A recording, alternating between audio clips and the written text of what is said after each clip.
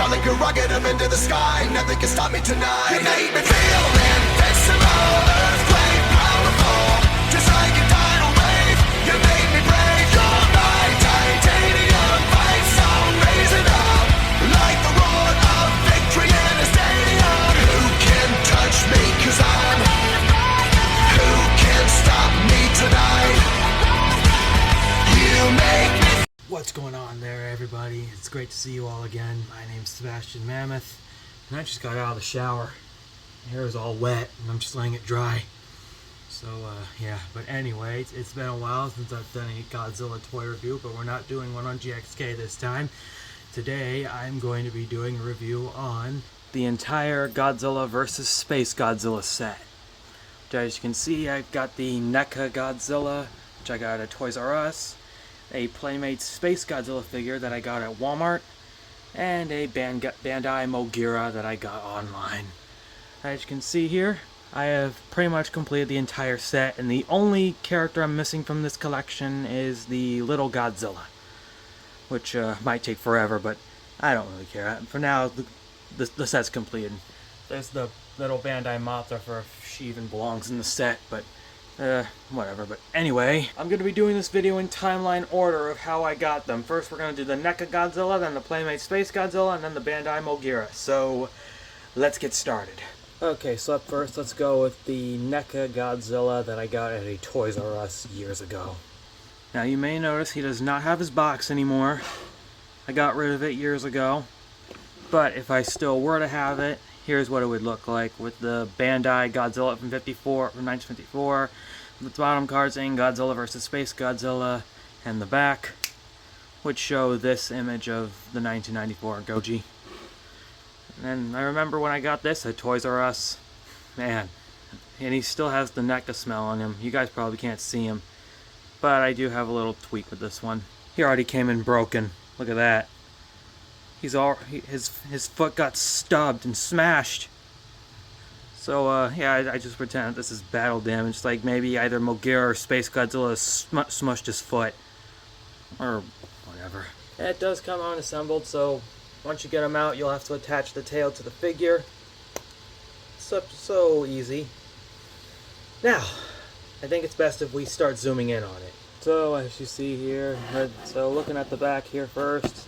Look at all those spikes, man. They got every attention to detail pretty nice, including the eyes and the face, which look really weird. Even at the bottom, minus the stubbed foot, and even the mouth movements they got correct. So I would have accepted if this thing came with a Atomic Blast as piece, but it's okay. But they also came with some reskinned figures, like the 1995 version, and that weird glow-in-the-dark slime Godzilla, which I don't know what the deal with that thing is. Oh, I detest the bottom of the feet. Oh, but I'm not sure if you guys can see, but it does have some like copyright information on both the feet, and one of them I think has the number of the figure, the number code. Which, that's really a weird challenge. Articulation for this thing is quite easy. You can open and close the jaw. You can turn his head all the way around if you wanted to, and the neck. So you can also turn his torso all the way around. His arms and his hands can move, but I'm not going to show you the moves because I don't want to end up dislocating the arms again. The legs, the knees, and the feet, which can also move down like that if you wanted to. And the tail here kind of has a little bit of barely any segments, because this thing is all just bendy wire. So this one, you can actually just sway his tail up and down and 360. Something I really care about, but the bendy wire I don't even care about. But I would have gotten another one, but I think I like it like this. Alright, that's pretty much it for 1994 Goji. Let's get to his twin. And here he is. Spacegodzilla from Godzilla vs. Spacegodzilla. The one monster who everyone is thinking might appear in Supernova, and we could see Godzilla and Spacegodzilla meet yet again in cinemas March 26, 2027. Only this time Kong will be involved in this story. But we're not focusing on Kong anymore in that movie. We're focusing on Godzilla. Now, just like the Godzilla, he does not have his box either. I threw it away years ago. And once you get him out of the box, you will have to attach the figure, which is also on a ball joint, kind of like this. Like that, to the figure. Now, let's zoom in on this thing. So starting right here at the front, you can see that most of the figure is movie accurate.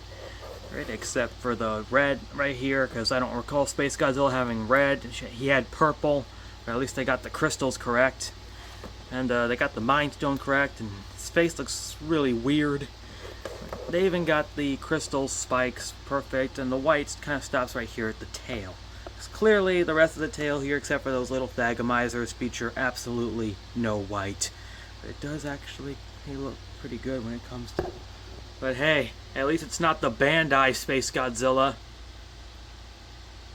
You know what, never mind. I think I actually prefer this one instead of the Bandai version. Here's the bottom of his feet, which I think you can probably see. That says Playmates. As you guys can see here, it says 2020 Playmates with copper information. And the other one has some numbering, which I clearly don't want to read. Articulation for this thing is pretty easy. Just turn the head all the way around. The arms somewhat move, but I don't think they move all the way, so don't tempt me. His legs have limited motion. They can just go like that and move back to original position. The tail doesn't yet have any articulation other than a 360 spin at the tip of the tail. Oh yeah, and here are the little thagamizers. There's a little spike ball on the tail. Unfortunately, it doesn't spin, or unfortunately doesn't move like the movie. Honestly, I would have just loved sticking the tail into Mogira. But what are we gonna do? You know, this Spacegodzilla figure is actually a pretty good Playmates figure in my opinion. The Godzilla figure is pretty good too, and I'm glad I have these two. But now, let's get to our final figure for now. Let's get to... Mogira. So here is Mogira. The one robot that was originally going to be Mechagodzilla but was scrapped and replaced by this one. And Godzilla vs. Spacegodzilla was the only time Godzilla and Mogira even teamed up. It kind of sucks that we're never going to see these two on screen again. But hopefully they bring Mogira into the Monsterverse so we can have that again. But if they don't, oh well. So this is my Bandai Mogira.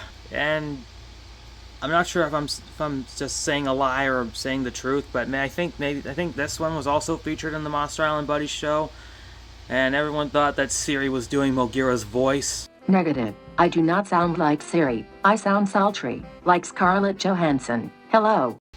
Wait, why is my Mogira alive? Now, as you may notice, I did a review on this years ago, but honestly, that was a failure. Good thing I'm doing a redo on this one. Now notice Mogira does not have the tag. I think I lost it or got rid of it. I can't remember.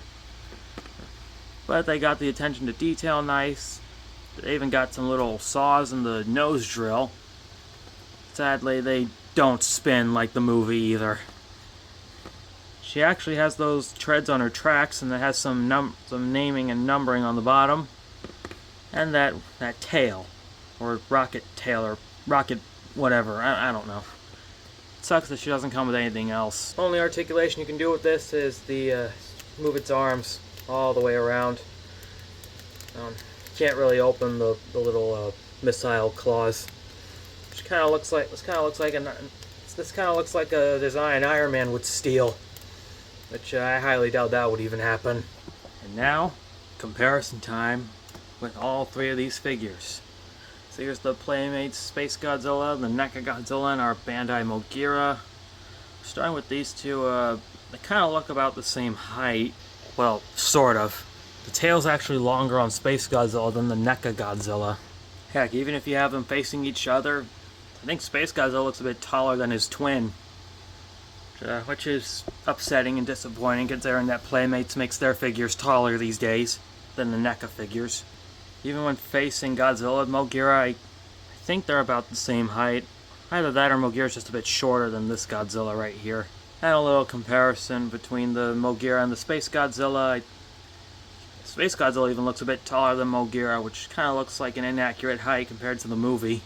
which if you've all seen the movie, these two did fight each other, but of course Spacegodzilla succeeded in destroying Mogira, made her armless until Mogira blew his crystals off, which we all know Godzilla got Spacegodzilla in the end. Spoiler. And overall, I rate all these figures a 10 out of 10, and I know people have some hate on the Spacegodzilla, but yeah, screw the haters. I think this one looks pretty cool, minus the red though. I really wish they even just like made a redo of this one and made this purple, like the SH Monster Arts version. Which I maybe in the future, if I get another one of these, I might do a custom in the future, or maybe if I can find another Spacegodzilla, or not. But yeah, that's gonna do it for this video. I'm very excited for GXK Supernova, and hopefully Spacegodzilla shows up. Because once the GXK Supernova toys start coming out, I'm gonna start my toy hunt and finding them. So yeah. So make sure you like, comment, subscribe. You probably know the Ishkabibble, and I will see you on the next video. Bye bye.